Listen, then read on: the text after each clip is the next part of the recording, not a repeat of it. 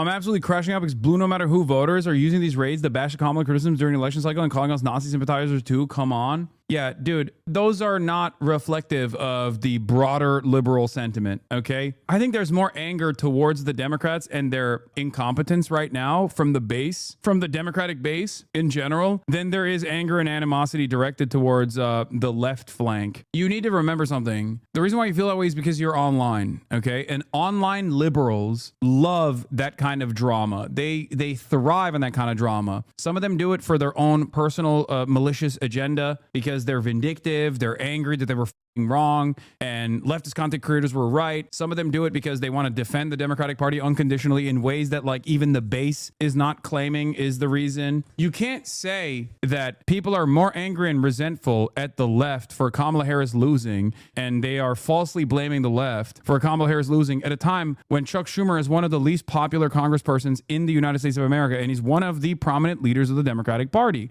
Clearly, the overwhelming majority of Americans understand exactly who to blame. That doesn't make sense if you look at the actual polling numbers. If you actually look at the favorability of the Democrats in general, they are underwater right now. So clearly, many Americans, including Democrats, obviously Republicans will always hate the Democratic politicians, but many Democratic voters also despise the Democratic Party at this moment. One must ask the question, why? Why is it that Bernie Sanders and AOC are seen as some of the most popular Democrats at this moment, whereas if American liberal voters broadly felt the same way that these like snarky ass spite driven online liberal commentators felt, then the polling results would reflect that reality. People like Bernie Sanders and people like AOC would be despised, reviled by the base. They wouldn't be the most popular Democrats by the base. Zoran would not win the Democratic Party's primary